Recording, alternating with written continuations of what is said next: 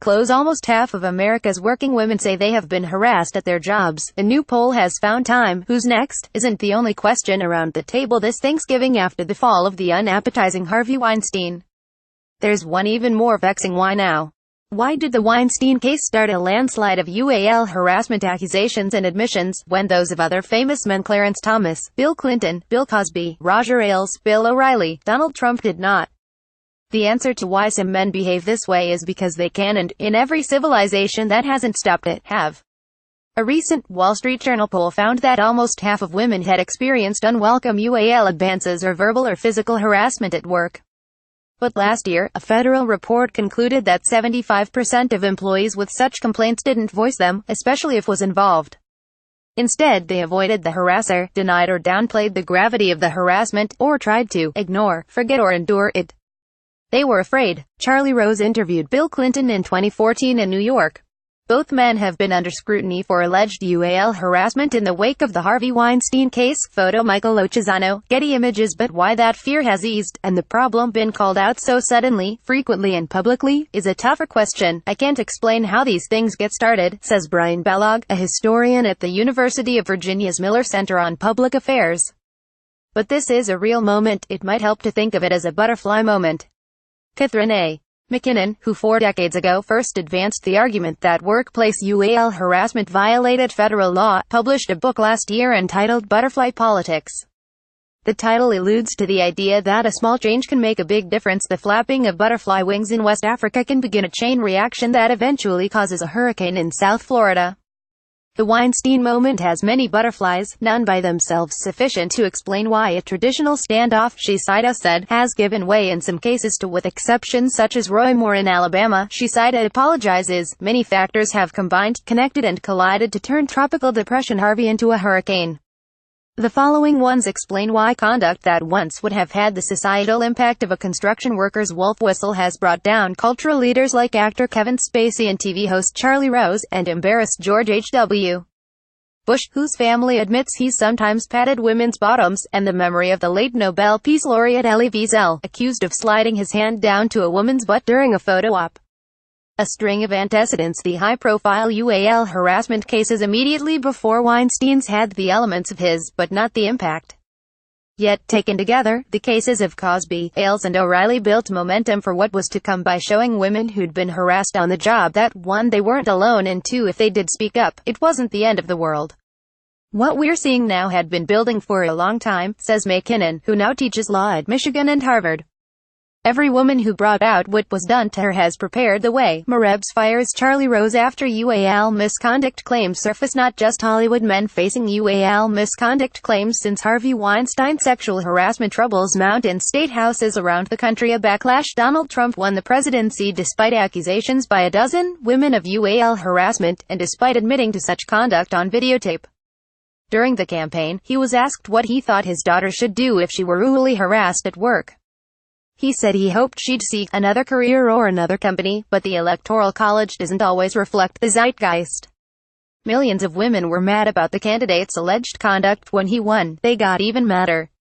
Still, victims of UAL harassment might well have taken the election result as a national rejection of their cause, a repeat of 1991. That's the year when Anita Hill accused Supreme Court nominee Clarence Thomas of having cruelly harassed her when she worked for him at the Equal Employment Opportunity Commission. That standoff resulted in his Senate confirmation and the infamous description of her as a little bit nutty, a little bit slutty. Instead, McKinnon says, the election had something to do with many women coming to the end of our tether about how much UAL abuse of women is trivialized. Noreen Farrell, director of Equal Rights Advocates, a women's rights group founded in 1974, calls it the straw that broke the camel's back, a trigger. What's the difference between O'Reilly and Weinstein? Both were rich, famous, powerful entertainment industry figures accused of UAL harassment. But the impact of their respective falls from grace were quite different. Michael Kimmel, founding director of the Center for the Study of Men and Masculinities at Stony Brook University on Long Island, says it's simple. Bill O'Reilly didn't harass Gwyneth Paltrow. O'Reilly says he didn't harass anybody. In our celebrity-crazy culture, some of Weinstein's accusers, including Paltrow, Angelina Jolie and Ashley Judd, were more celebrated than he was. And that helped make them more credible, because we seem to empathize the most with the people who need it the least. Most of their predecessors, however, were isolated or unknown, like Susan Fowler, an Uber software engineer. 8 months before the Weinstein case, Fowler wrote a blog post describing rampant UAL harassment at the ride-sharing company. It went viral. It led to the removal of CEO Travis Kalanick, a wider look at the issue in Silicon Valley. But it pretty much stopped there. The new generation millennial women, roughly those born since 1980, grew up after the women's liberation movement, and many see UAL harassment very differently than their mothers. For one thing, they don't regard a lecherous boss or colleague as someone to be tolerated. For another, they talk about it. This is a generation whose members reveal themselves and talk about themselves, says Farrell. What was taboo is now embraced. She says her daughter recently asked her what a UAL predator is. The girl is 8. A megaphone. Social media doesn't cause revolutions, but it seems to enable them. For many years, especially since Thomas was confirmed despite Hill's testimony against him in nationally televised hearings, women talked about workplace UAL harassment. But they generally did so in private, among themselves. Kimmel thinks that changed in part because women finally got, with Facebook, Twitter and other platforms, a way to talk to each other in public and en masse. Social media was electrified by the first posts about the Weinstein case by people like actress Alyssa Milano, who encouraged women to tweet about their own experiences. Around the world, millions have.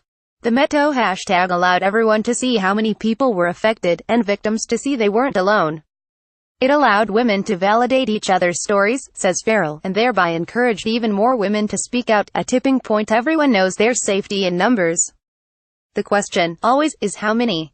What's the tipping point at which fear fades? For many victims of UAL harassment, Weinstein was the tipping point. That included his own professed victims, more than 80 at last count, and millions who've said they were similarly victimized by others. As Meryl Streep put it, this is a door that will not be closed. The tipping point has occasioned an avalanche of complaints that seems to be gaining momentum, feeding on itself because of what Farrell calls the pace of the reveal. This week the Washington Post quoted Rhea Bravo, who worked on Rose's PBS show beginning in 2007, of accusing the TV host of repeated, unwanted UAL advances.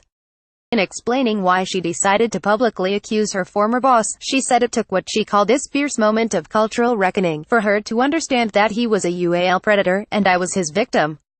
Freedom from what? Our most famous image of the Thanksgiving's table was painted by Norman Rockwell in one of his Four Freedoms illustrations during World War II. Rockwell depicted a scene in which a huge turkey is set on a dining room table lined with family members. He called his painting Freedom from Want.